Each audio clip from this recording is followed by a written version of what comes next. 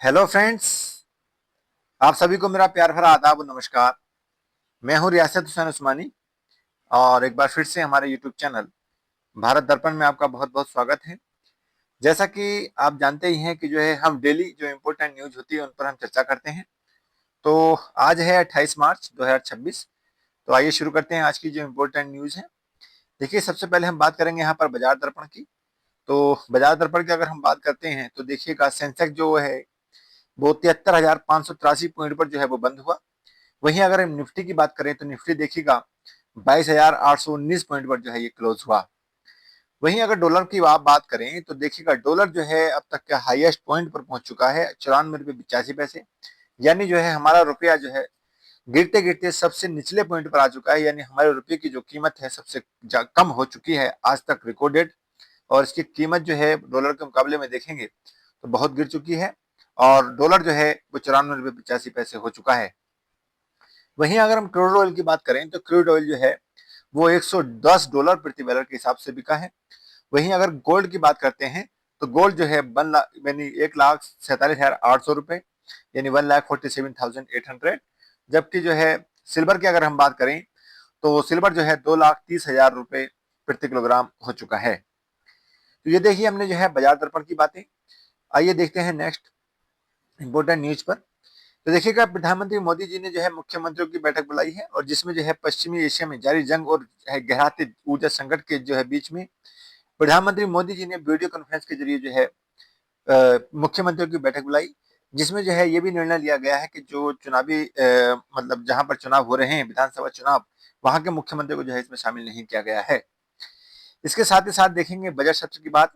तो देखिएगा, संसद में जो बजट सत्र चल रहा है उसको लेकर के संसद के बजट सत्र में जो है पक्ष और विपक्ष के बीच जो है जारी है टकराव।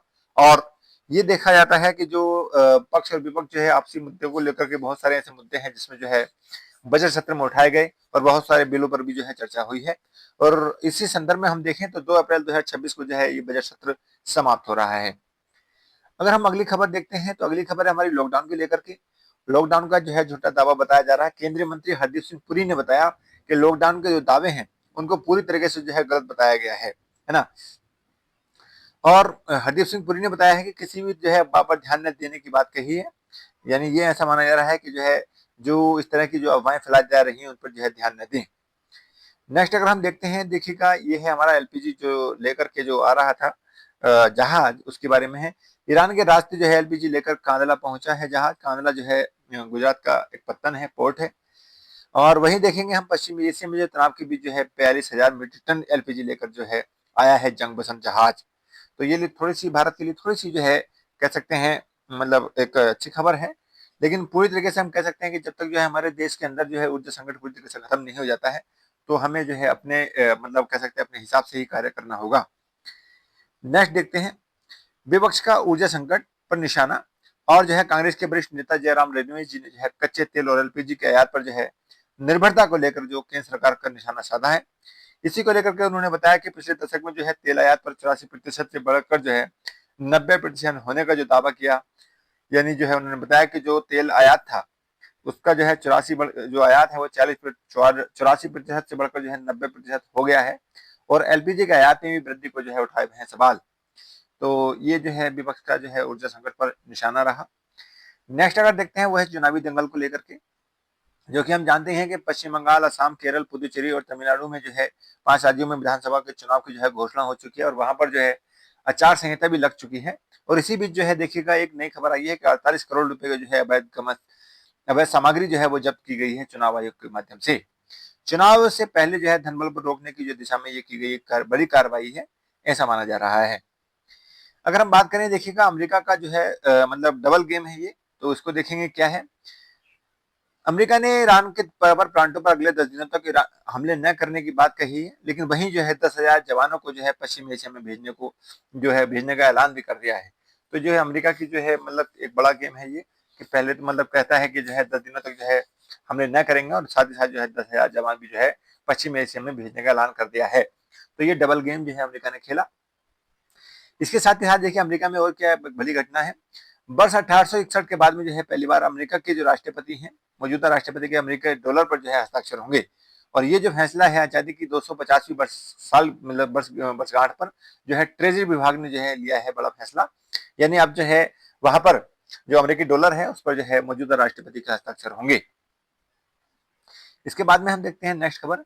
नेक्स्ट खबर हमारी बालन शाह बने हैं नेपाल के 47वें प्रधानमंत्री।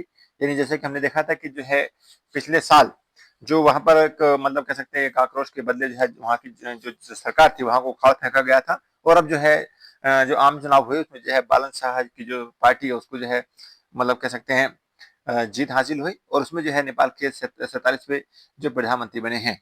और नेपाल के राष्ट्रपति रामचंद्र पौडेल ने जो है पद और गोपनीयता की शपथ दिलाई है और प्रधानमंत्री मोदी भी कर चुके हैं नई सरकार का समर्थन। तो ये नेपाल को लेकर के खबर थी। वहीं अगर हम बात करते हैं देखिएगा पेट्रोल और डीजल पर जो है घटाई एक्साइज ड्यूटी। तो केंद्र सरकार ने जो है कच्चे तेल की बढ़ती कीमतों के बीच जो है पेट्रोल और डीजल पर जो है एक्साइज ड्यूटी घटाई है। और ये जो पेट्रोल पर जो है 13 रुपए से घटा करके 3 रुपए प्रति लीटर कर दी गई है। यानी जो एक्साइज ड्यूटी होती है वो 13 रुपए थी पहले और अब जो है उसको 3 रुपए कर दिया गया है प्रति लीटर के हिसाब से। बल्कि जो है डीजल पर जबकि डीजल पर जो उत्पाद शुल्क है वो पूरी तरीके से खत्म कर दिया है। इस प्रकार हम कह सकते हैं कि थोड़ा सा जो है जो बढ़ती कीमतें थी सरकार ने जो है उसको कम करने का मतलब थोड़ा सा वहां पर स्टेप लिया है। तो उसको लेकर के जो है विपक्ष ने मतलब चुनावी मुद्दा जो है कहा है कि जो है इसको चुनावी मुद्दा बनाया जा रहा है इसलिए जो है इस पर मतलब इस समय जो है तेल की कीमतों में जो है वो कमी की जा रही है। तो ऐसा माना जा रहा है कि विपक्ष कह रहा है कि जो है चुनाव के बाद जो है ये फिर से बढ़ा दी जाएगी। अच्छा नेक्स्ट बात करेंगे हम यहाँ पर देखिएगा इम्पोर्टेंट टॉपिक की। तो इम्पोर्टेंट टॉपिक में देखिएगा यहाँ पर हम बात करते हैं जनवरी 2026 में जो है नई दिल्ली में 29वें राष्ट्रीय युवा महोत्सव का आयोजन किया गया है। जैसा कि हम जानते हैं जो कि प्रतिवर्ष जो है राष्ट्रीय युवा महोत्सव जो है आयोजन किया जाता है और उसी को लेकर के जो है यहाँ पर एक खबर है। ध्यातव्य है कि प्रतिवर्ष जो है स्वामी विवेकानंद के जो जन्मदिन है उनके 12 जनवरी को जो है राष्ट्रीय युवा दिवस भी मनाया जाता है और उसके मनाने के साथ साथ में जो है ये जो है राष्ट्रीय युवा महोत्सव मनाया जाता है ना। तो ये है और ये 2026 है सॉरी ये 25 नहीं है और ये 26 ये है 29वां और ये है 2026 है ना। तो 12 जनवरी को जो है राष्ट्रीय युवा दिवस को हर्षोल्लास के साथ मनाने के लिए जनवरी 2026 को जो है भी इस दिवस पर क्या किया जाता है भव्य समारोह का आयोजन किया जाता है जिसे हम कहते हैं राष्ट्रीय युवा महोत्सव। और इसकी अगर हम बात करें तो देखिएगा 2026 की अगर हम बात करते हैं तो इसकी थीम रही है स्वयं को प्रज्वलित करें दुनिया पर जो है प्रभाव डालें। यानी ignite the self and impact the world. ये जो है मतलब कह सकते हैं राष्ट्रीय युवा महोत्सव जो दिवस है 12 जनवरी को जो मनाया गया उसकी जो है ये थीम रही है स्वयं को प्रज्वलित करें और दुनिया पर इसका प्रभाव डालें। यानी ignite the self impact the world. तो इसकी जो है ये थीम रही है। वहीं अगर हम बात करें थोड़ी सी आगे बढ़ते हुए तो क्यों मनाया जाता है आखिरकार राष्ट्रीय युवा महोत्सव। तो देखते हैं राष्ट्रीय युवा महोत्सव के आयोजन का मुख्य उद्देश्य होता है स्वामी विवेकानंद जी की जयंती के उपलक्ष्य में उनके द्वारा दिए गए जो विचार हैं उनको मतलब अपनाने हेतु जो है युवाओं को प्रोत्साहन देना होता है। यानी जो जैसे कि हम जानते हैं कि जो स्वामी विवेकानंद जी हैं उनके जो है विचार बहुत ही मतलब कह सकते हैं तार्किक होते हैं और जो है युवाओं को जो है कह सकते हैं एक प्रकार से जो है उनको प्रोत्साहन देते हैं। तो उनको जो है कह सकते हैं उनको उनमें ये ऊर्जा का जो है उनको ऊर्जावान बनाने के लिए इसका जो है आयोजन किया जाता है। अगर हम बात करें देखिए स्वामी विवेकानंद के बारे में तो थोड़ी सी उनके बारे में जानकारी ले लें। तो स्वामी विवेकानंद की जो जन्म है 12 जनवरी 1863 को जो है कोलकाता में हुआ था और इनका नाम जो है नरेंद्र नाथ दत्त था। वे एक सन्यासी थे तथा रामकृष्ण परमहंस के जो है शिष्य रहे हैं। और अगर स्वामी विवेकानंद ने जो है वेदांत योग जैसे भारतीय दार्शनिक परंपरा को से जो है विश्व को परिचित कराया था तथा इसके साथ साथ उन्होंने वेदों की ओर लौटो ऐसा नारा भी दिया और नव वेदांत पर भी काफी बदलाव दिए हैं। यानी जो आपने देखा होगा कि वेदों की ओर लौटें और नव वेदांत पर जो है इन्होंने काफी बल दिया है। इनकी जो है महत्वपूर्ण क्रियाएं रही हैं।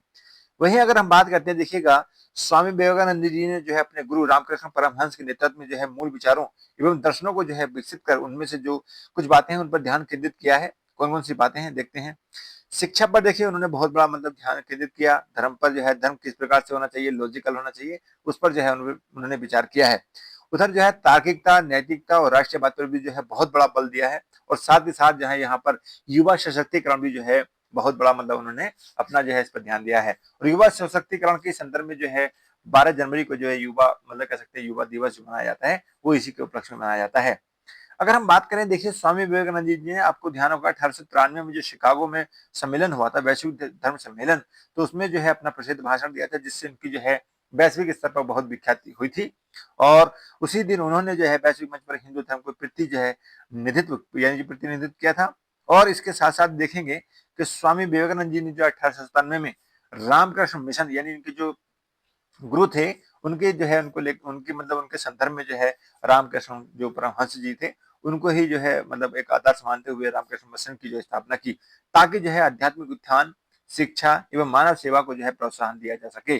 तो ये थी थोड़ी-सी यहाँ पर स्वामी विवेकानंद जी के बारे में महत्वपूर्ण जानकारी। और नेक्स्ट हम अगर बात करते हैं, तो आइए देखते हैं भारतीय थल सेना जो है, उसके बारे में, उसका दिवस कब मनाया गया। तो ये इम्पोर्टेंट टॉपिक है भारतीय सेना दिवस के लिए। तो देखिए, जैसा कि हम जानते हैं कि 15 जनवरी को जो है प्रतिवर्ष जो है भारतीय थल सेना दिवस मनाया जाता है। तो उसी संदर्भ में जो है 15 जनवरी 2026 को भारतीय थल सेना दिवस मनाया गया। और वहीं अगर हम देखें भारतीय थल सेना दिवस अगर 2026 में कैसे क्या हुआ, उसको देखते हैं। जनवरी 2026 को मनाए गए थल सेना दिवस को भारतीय सेना शौर्य एवं बलिदान की परंपराएं नामक ऐतिहासिक थीम के साथ जो है मनाया गया है। यानी कहने का मतलब यह है, जब भारतीय थल सेना दिवस 2026 को मनाया गया, तो इसकी जो थीम रही वो रही भारतीय सेना शौर्य एवं बलिदान की परंपराएं। ये इसकी ऐतिहासिक थीम रही है। और यह दिवस जो है सेना के सिपाहियों की वीरता, बल शौर्य को जो है याद करते हुए प्रतिवर्ष 15 जनवरी को मनाया जाता है।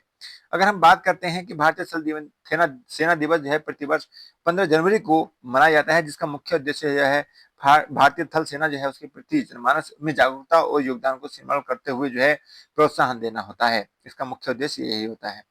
अगर हम बात करते हैं देखिए भारतीय थल सेना के बारे में, तो ये रक्षा मंत्रालय के अधीन आती है। और इसकी अगर हम बात करते हैं, तो इसकी स्थापना जो है 1 अप्रैल 1895 को की गई थी। परंतु जो है ये वर्तमान जो स्वरूप है, 15 जनवरी 1949 को जो है भारतीय थल सेना का जो वर्तमान रूप है वो सामने आया था। इसीलिए जो है 15 जनवरी को प्रतिवर्ष भारतीय थल सेना दिवस को मनाया जाता है ना? तो इसलिए मनाया जाता है।